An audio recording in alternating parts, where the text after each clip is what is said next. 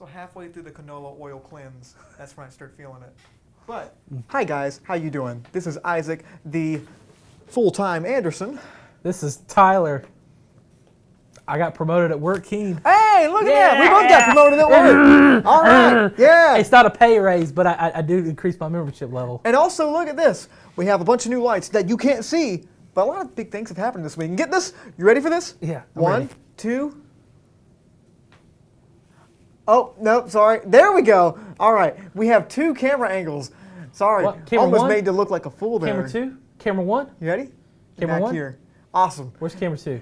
You know, this is camera 2 right here. Anyway, guys, this is a movie show where we talk about movie news. Movie reviews. And every single thing in between. Thank you guys so much for tuning in with us. We really do appreciate it. And even though things are different, things will always be the same.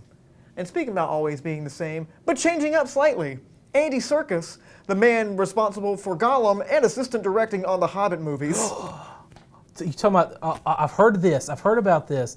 The guy that should have got Academy Award for the War for the Planet of the Apes. Absolutely. He is directing Venom 2. Venom 2. The first one, didn't Sony give us like the superior equivalent of bread? So now they're giving us Circus, and I'm actually down for Wait, this. the cinematic equivalent of bread? Yeah, the superhero cinematic equivalents of bread. There's no flavor. Well, that's not true. Bread has tons of flavor as long as you eat the right kinds of bread. White bread. That makes more sense. But anyway, Andy Serkis is going to be directing this movie. Apparently, he's a big fan of the character Venom, Ooh. and he has directing credits on, I believe, what's the new Jungle Book movie that we saw one trailer for and never heard about again. The one that was really disturbing. Yeah, and like that we never nothing has come out about that after that. It's kind of crazy. But what do you think about him directing Venom 2? I hope he stays longer in this film than he did in Black Panther. Oh yeah, I mean I imagine he will. He seems like a big fan of these kinds of things, you know. And also, we know Andy Serkis is a pretty great performer, and usually performers that transfer over to the director's chair usually have a different perspective on directing than just a typical director would. And everybody knows Andy Serkis is just a really talented performer. In case you don't know who he is, he did Gollum, and he also did Caesar in the Planet of the Apes movies. He's done plenty of things other than that, but also Tom Hardy himself, the Mumbler Jumbler, is going to be writing part of this. Oh, I'm excited for this. No way Sony can screw this up. If it's one thing that Sony is known for, it's quality filmmaking. And we can just trust that Sony, we just know no matter if Andy Serkis gets out of line, Sony's going to be like, hey, yo, no. Does this serve the story? I trust Amy Pascal with my life. I mean, why wouldn't you? I mean, this is, Sony, bravo. I mean, for real. Andy Serkis, you know, he's all right. But Sony, you guys have my trust. They can build a franchise. They really can. I mean, that Amazing Spider-Man 2, what a hit! Men in Black, the new one that just come out. Oh my goodness, man, it was so fantastic. But any final thoughts on the Venom 2? I can't explain this. I'm really conflicted about it. I like Andy Serkis. See, I hear names, I hear promises that sound really great, but the promises come from a horrible source. Yeah, well, I mean, it's like the uncle that promised to stop drinking, but you know he's going to keep drinking. You know. Yeah. It's just it's not going to change. So there you have it. Sony is your drunk uncle that just won't quit. Yes. There you go. I'll clean my life up. Don't worry. I'll make it to Christmas this year, but it never really does. Well, speaking about making it to Christmas, Home Alone and Night at the Museum are getting Disney Plus reboots. Oh, yeah. Because we need that. I had some ideas for this. Will Red Letter Media be involved in this film? I sincerely hope so, but Disney Plus is involved, so most likely not. The amount of crap they've talked about Disney. That is true. That would be wonderful. In case you don't know, Red Letter Media is friends with Macaulay Culkin. Well, you can almost say he's one of the crew. He is almost one of the crew, which is pretty wonderful. But this is going to happen, and obviously they're probably going to go in a different direction with it. First off, I think I should get this out of the way. Would Home Alone work today without cell phones? It would not, because he could immediately call the police. Yeah, well, I mean, he tried to call the police in the movie, didn't he?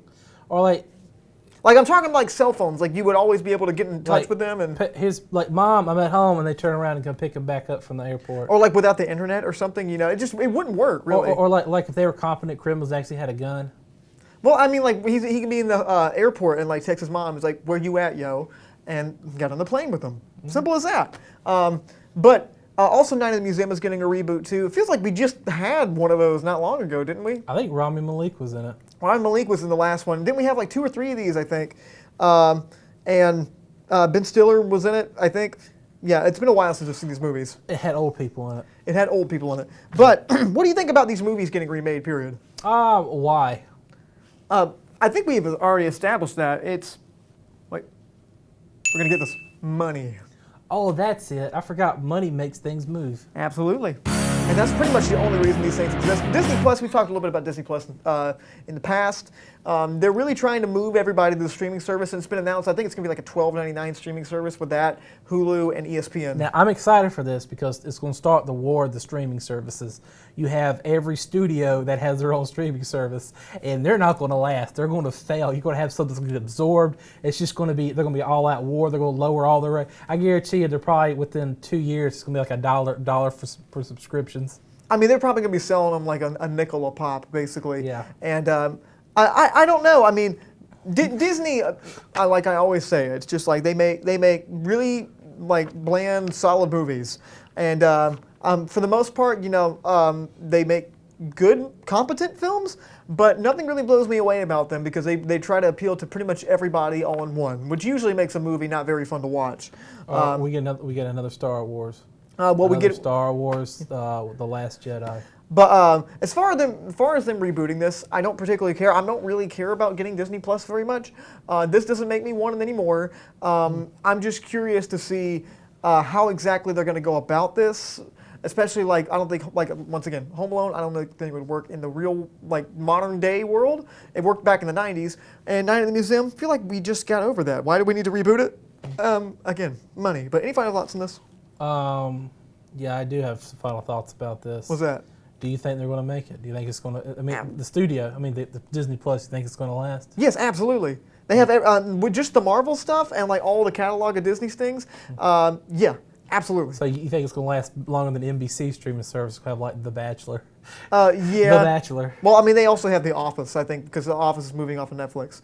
But yeah, that's a whole thing. We don't talk about TV shows. We talk about movies. Movies. But speaking about movies, there was a movie trailer for an upcoming motion picture that's supposed to be starring professionals. Isaac, why dress this up? There's another Cage paycheck coming out. Yep, and this movie is called Running with the Devil, and it stars Nicolas Cage for some reason. Yeah. And so this trailer, I saw it, I believe it was yesterday, and I looked it up. I was doing some research on it. I couldn't find a whole lot about it, and I was wondering why. And so this movie, if you look, I believe it's by a production company that I've never heard of before, and you're about to see the name of it up here. And when I saw this, it's only had 2,000 views, I think. And I was wondering, like, is this? Yeah, it's Quiver. I couldn't remember the name of it. I remember this is my favorite part's coming up. It's going to say Academy Award winner Nicolas Cage, and you kind of think like, does that actually mean anything anymore? No, it's like Academy Award winner Nicolas Cage, Academy Award nominee Forrest Whitaker, and Barry Pepper. Yeah. It just kind of like boop, boop, boop. Or was it Lawrence Fishburne? They could have been like star of Battlefield Earth, but I think that would have sold me. But anyway, this movie. This is going to be a direct-to-digital movie. This is direct-to-digital is essentially the new straight-to-VHS or straight-to-video. And this is directed by a guy named Jason Cabell, who I've never heard of, and I was trying to find anything else. He directed a movie called Smoke-Filled Lungs. I think he's also an actor. He's been in like a few episodes of like TV shows, and I think he played like a dead body on CSI. Oh, there it is. I was waiting to say CSI. CSI. Everybody's been. I know people that have been on CSI, but. The trailer in and of itself, it looks like, you know, bland. There it was. Oh, yeah. There you go. Academy Award nominee. Like it actually means Did we miss Barry Pepper? Or is Barry Pepper even... Barry Pepper's not even mentioned. He's in there, though. But what did you think about the trailer in and of itself? I had some questions about it. What was that? Like, does Nicolas Cage go out and be like, I gotta pay like my taxes, like give me a movie, and did they make the movie so he could pay his taxes, or like not Battlefield Earth, or for like Nicolas Cage, or is it like we got this movie and we need somebody that's going to be in who's desperate enough, but that has an Academy Award, who is desperate enough to like Nicolas Cage. Well, Ben Kingsley was busy, so yeah, I mean. That's true. But I mean, the trailer in and of itself, I didn't really like the trailer all that much. I thought it looked like a bland, like generic, like a narco movie. But I don't know. It looked like a direct-to-digital movie, and it doesn't look like they're pushing it very hard. This trailer I found was like an exclusive on Collider.com. And that was the only place I could really find it. I think somebody else posted it somewhere else. But I think they're trying their best to kind of like, this almost feels like a tax write-off, like you said. Honestly, it's either that or they're funneling money from somebody. So someone needs some money hidden. Yeah, but it's an interesting pair. I mean, like I like those two actors. I actually do like Nicolas Cage for the most part when he's actually caring. Well, I don't alarm you with this, but I believe Adam Goldberg is in this movie. Adam Goldberg is in this movie too. Yeah, they had a little Saving Private Ryan reunion on that. That's kind of nice. But any final thoughts on this before we go on? Actually, no, I have actually no thoughts on this film. It actually immediately left my brain as soon as we finished talking about it. Not the beast! From Mr. Nicolas Cage. I forgot we had those. Hey, you know, if you get Nicolas Cage movies and you cut the credits out playing back to back, it's one long movie. I thought if you played them back to back, you might want to go like kill a senator or something like it has like a weird message in it. No, I want to go burn the Declaration of Independence. Oh no, that only makes me want to save it. But speaking about our freedom, Wesley Snipes is going to be in Coming to America too, because apparently they let him out of prison after his tax evasion. Yay! Wait, I thought he's already in America. And he's in the movie Coming to America too. I got one question for you. The biggest question about this entire film: what's the difference between McDonald's and McDowell's? What is that? McDowell's got a salad bar. Or that is that a joke from the movie? Have you seen the movie? It's been a very long time since I've seen the movie. I have seen the McDowell's movie. got a salad bar. Very creative that you repeated something from the film that we all know. That you didn't. You didn't. Well, it's been a while since I've seen the movie. But what do you think about Wesley Snipes being in this movie? Is Eddie Murphy in it? Yeah, we've talked about this. Yeah, Eddie Murphy's going to be in it. Arsenio Hall's going to be back in it. Well, I'm down for it. Like, is Dave Chappelle going to be in it? I think Dave Chappelle is going to be in it. What? They're striking all my favorite notes here. So, yeah, we talked about this a few months ago when it was announced and everything. First off, I mean, why do we need to keep, like, giving sequels to, like, these movies that we don't need sequels to? I guess it's just because we recognize the property. I mean, this is, like, a tired old question, I guess. Well, here's the thing about this movie is back in the 80s and early 90s, this was the movie. This is a very quotable movie. I mean, next will be Beverly Hills Cop. I mean, you can ask your average like 18 to 20-year-old, have you ever seen Coming to America? Have you ever heard of it? Or you've heard of Beverly Hills Cop, and you'll probably can get like a no out of it. Absolutely. Have you seen the? We're talking to our volunteer Reagan over here. That's gracious enough to run Have the you heard of computer Beverly today. Hills Cop? And she says yes. Oh yeah, she has. Reagan's cool. Okay, she knows movies. Yeah, she does, and that's why she runs the computer here. But as far as this goes, I haven't seen Wesley Snipes in anything in a long time. He's been in stuff. You just ain't seen it. Well, he's definitely been in something, and that thing is called prison. He has been in prison. What was it, 5 years, 6 years? I don't know, but he's past that now. Maybe he won't be smoking the jazz cabbage and like giving post-it notes to the director like he did on Blade 3. But that's a whole story in of itself. If you're interested, that'd be something you need to look up. I heard, it was insane. You do have to see it. And I also have. If you want to, we're not allowed to do call to actions on here, brother. You should see it if you're curious about it. There you go. Are you Snipes curious? Let us know. Mm-hmm. But anyway, guys, do you have anything else to add? I was going to say about this whole film do they have the director yet? They do have a director. I forgot who the director was. We have talked about it before. It's one of our past episodes. Eddie Murphy was talking about it. He seemed very excited about it. He was like, guys, I'm really excited to get the story out. I'm glad to finally get the paycheck to put my kids through college. Like he was very adamant, like he's happy. Finally, I'll be more famous than Donkey. I know. Finally, we can get rid of what was the movie? Pluto Nash. No, it was a more recent movie where he it has like 0% in Rotten Tomatoes. Oh my goodness. It was about. It's gonna kill me. I'll look it up during the commercial. 1,000 words or less. No, it's not that. It came after that. It was like not Mr. Jones, but like it was some movie he was in. Mr. Smith. I'll look it up after this, guys. Do you know the movie that Eddie Murphy was in that sucked really bad? I know there's a lot of them. You gotta be more specific than that. The most recent one that has 0% in Rotten Tomatoes. You can leave us a comment at facebook.com/studio67ncc, or you can just tell us in person if you ever see us. But you probably won't. You probably just watch us on campus, which is fine. Or you watching us on YouTube. If you're from like the United Kingdom, let us know. That'd be awesome. Anyway, guys, we're going to take a really quick commercial break. When we come back, we're going to talk about a movie that may or may not be something that you might enjoy. I know that sounds vague, but isn't life vague? No? Well, We're going to be right back after this break, and you can find out. MAIL is a leadership organization that focuses on mentoring young men to achieve leadership. and success. We help. We learn, We work. we lead.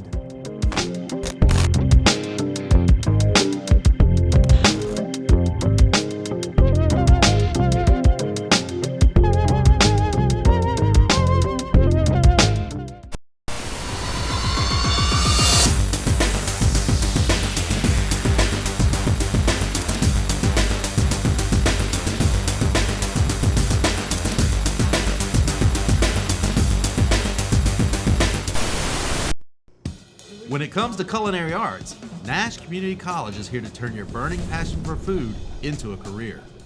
Our chefs, with over 70 years of highly qualified industry experience, are here to point you in the right direction, teaching and handing down classical culinary techniques that will improve your skills and help you cut your way into the food industry. Gain invaluable experience, vital to cooking and preparing delicious food, served in a personal and creative environment. To learn more about the Culinary Arts program, visit nashcc.edu.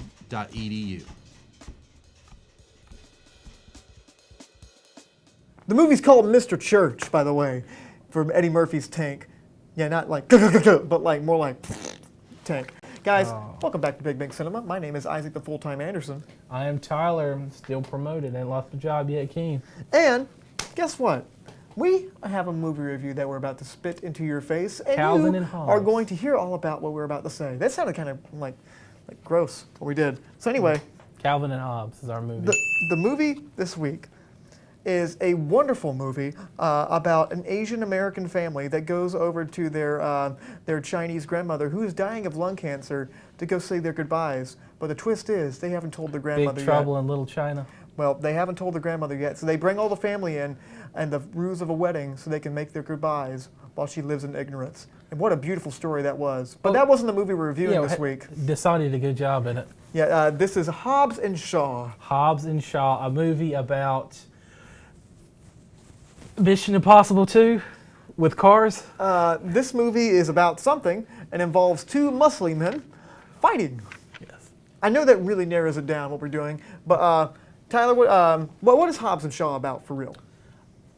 If you ever see Mission Impossible 2, it's the plot from Mission Impossible 2 with insults and cars. Yeah, that's essentially it. Yeah. So obviously, The Rock and Jason Statham play in this, and they play kind of two conflicting ideal secret agents that have to go get a MacGuffin that's stuck inside of what's her name? The blonde chick. The sister. Yeah. Well, Shaw. don't spoil it for people. Shaw. Yeah, that woman right there on the screen. I'm blanking on her name. Yep, Vanessa Kirby. I can't believe I had that written down somewhere and I didn't put it on my notes. But Vanessa Kirby's also in it, and she has some sort of virus that's going to melt people's insides or something. But it's sealed in capsules. Yeah, and she puts it in her hand to protect it, and then they have to protect her from Idris Elba, who's like a cybernetic guy that got killed by Jason Statham in the future or something. She's the Thotty Newton of this film, but Yeah. she can actually fight. Yes, and Idris Elba is like going around as a cyborg. He's basically the Terminator in this movie. Well, actually, he calls himself Black Superman. He calls himself Black Superman, and and then we realize that we're all a family, and we come together to attach 18 cars to an airplane. That's essentially the plot of the movie. But the point was, one of them Samoans could hold that helicopter down. Yes, all these Samoans. all these Samoans, like in an elongated 45-minute sequence that basically Like- should have had an intermission between it. Like each one of these guys is probably 450 pounds. I mean, these guys were like 6'9". They're Massive. jacked guys. But Tyler, what do you think about Hobbs and Shaw? I would have to say about the whole film is I don't remember exactly what happened because I got toward the end and I kind of forgot what happened at the beginning. Okay, and my question to the people that made this film is, why exactly does a stupid action movie have to be roughly the length of Schindler's List? It was like 2 hours and 45 minutes. Yes, I got up halfway through this movie to go use the bathroom, and I looked. We weren't even halfway through the plot, and it was an hour and 45 minutes in. I'm like, we're not even in Samoa yet. How is this still going on? Yeah. So I enjoyed this movie as it was meant to be. This movie is, they know they're making, imagine this movie is fast food. This movie is not trying to be avant-garde cuisine. It's not trying to be smart. It's not trying to be necessarily good.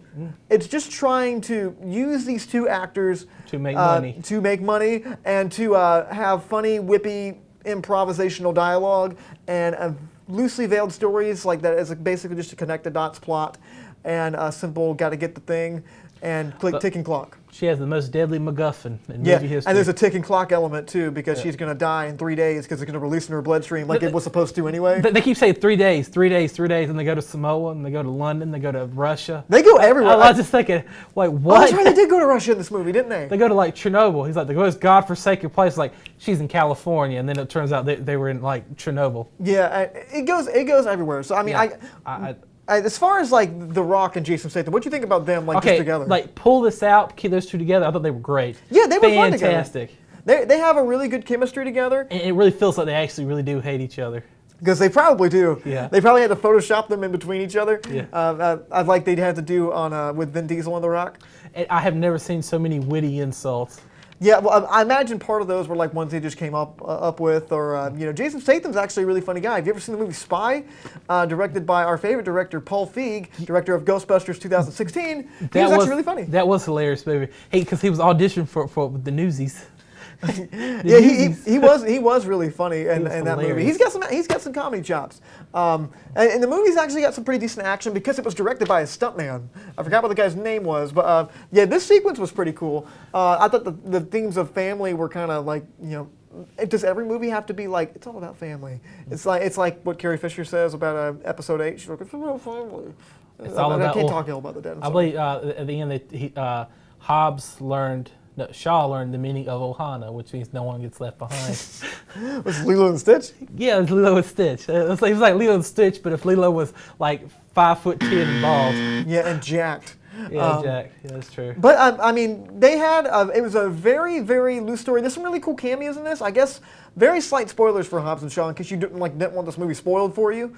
So, last spoiler warning. You ready? Yes, I'm ready. All right. Ryan Reynolds is in it for like 10 minutes because he showed up on set one day. And he just I felt like every bit of his dialogue was like improv. Absolutely. They just wrote the story around his improv. And it was funny.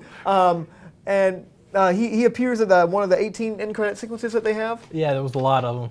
And I mean, it doesn't really make a whole lot of sense why he's there. Apparently, like they're best friends. He's best friends with The Rock, and The Rock doesn't like him. For some reason, I think. This movie is like one of those movies, kind of like, oh, that was fun. What happened? And I think his co-star from Deadpool 2 was the other agent. Yeah, I think so. Wasn't it the guy that was like went on Craigslist and jumped out of the plane? He died. Yeah, I forgot what his name was in the movie. But yeah, that stuff was fun. And again, like the most cookie cutter of plots ever. Idris Elba was kind of fun too. He played his part a little bit more straightforward, and I thought some of the stuff it goes to complete schlock at some parts of this movie. But not like unintentional schlock. This was on purpose. They did what they can to make it as schlocky as they could. Like there's one scene, like in case you don't know, Idris Elba is like a cybernetically enhanced dude, and it's like this car chase, and they go under this 18-wheeler, and Jason Statham's driving this super suave car, and he goes under that. Idris Elba's on a motorcycle, and he hops off the motorcycle, holds on to the bat, contorts his body to go around the wheels, and then does like a triple front flip like that you would see in Episode 3, Revenge of the Sith or something, and like extreme CGI fashion, jumps back on the bike. And it was probably like 2 feet between the tires. He goes right between them. Well, the thing was, awesome. It was pretty awesome. Yeah, I think the movie would be better if the stunts were like practical and real instead of like stupid cartoony CGI stuff. See, it was like he catches a truck, they blow up a truck and he catches it and he throws it and then he punches him in the face and they get up and shake it off. I'm like, that would have killed like anybody. That would immediately just splatter their heads against the wall and they're fighting him and he's just, I can take another punch. I can take another one. I'm like, the guy got a brick in the beginning, I'm not lying to you, and he just gets in pushes the brick to the guy's chest and stabs him with the brick. And then he punches them in the face, and they just shake it off like it was nothing. He kicks them like 15 feet, and they smack up against like a boulder, and I get to get up again. Okay, but unrealistic, extremely. Oh yeah, like a cybernetically enhanced guy that was shot in the head by Jason Statham and is now jumping off a motorcycle. It's very realistic. This is like Thanos fighting the Punisher, and the Punisher keeps shaking off his hits. This is Yeah, I know. I mean, you gotta have a fight scene somehow. Yeah. And they try their best with that. But also, Keanu Reeves was supposed to be in this movie for a long time instead of Idris Elba. But then he's like, wait a minute, I have integrity. And then he kept moving on. Although all these other actors have somewhat integrity too. But I'll end on this. The movie would have been a lot more interesting and fun if it would have went the John Wick route and had like the action sequences that were like real and you could see what was going on and weren't like just cartoony things happening on the screen. Like every scene is on green screen and there's not a whole lot shot on location. Everything looks like a soundstage and it's like just like cheap motion effects. And it's just not fun, it's a lot cooler. I'm like, oh wow, they actually set that guy on fire, or wow, they're actually doing that with a car and it's not like a fake car. Like, that's what made John Wick so much fun, and that doesn't have a really good, like, strong plot either. But like, in this movie, I could tell what was going on for the most part. I didn't remember it, but... yeah, I forgot the plot for the movie. Yeah, I mean, if you go in there, the character interaction was fun. Some of the improvisational funny stuff was fun. There's just the most basic of stories, but if the action was practical, I think this movie would have been a lot better. But between the two of them, they make this movie watchable. Yeah, I mean, yeah, this movie is definitely watchable, but it goes on 45 minutes too long. And like at one point, I'm like, how in the world is this not over? And when we were on the fourth end credit sequence, I'm like, I get it. The movie, I get it. I think a silo falls on him, and then he like gets up and shakes that off. I think so too. I don't remember. Anyway, guys, I'm going to give this movie like a 6 out of 10. Oh, if this is what you're into, and you're willing to carve out 2 hours and 30 minutes of your day to watch this, sure. I mean, I give it a 6.1 out of 10, which I would prefer this over the last Fast and Furious movie. Yeah, I would too. I liked it more than the last Fast and Furious. It's essentially on the same level of like bad. Like this is not a very good movie, but it knows what it is. I just love how it went from like Point Break with cars, extremely serious, to two insulting super guys fighting a super strong and like cyborg. it's just an incredibly stupid plot. Yeah. But anyway, guys, thank you so much for watching. Next week we're going to be reviewing Scary Stories You Tell in the Dark. So it was either that or Dora the Explorer. So and I don't feel like watching Dora the Explorer. Which I don't know, Danny Trejo's Boots. I don't know, that seems pretty fun to me. But anyway, guys, we'll let you know how that is next week. I'm Isaac the Full-Time Anderson. I am Tyler. Stay classy. But you're not going to have a nickname? You paused like you were going to have a nickname. They already know that I'm Tyler, employed. well, you went, I'm employed. Tyler. Tyler. Be clever or something. I don't know. Yeah, Guys, stay stay classy. lovely. See you next week.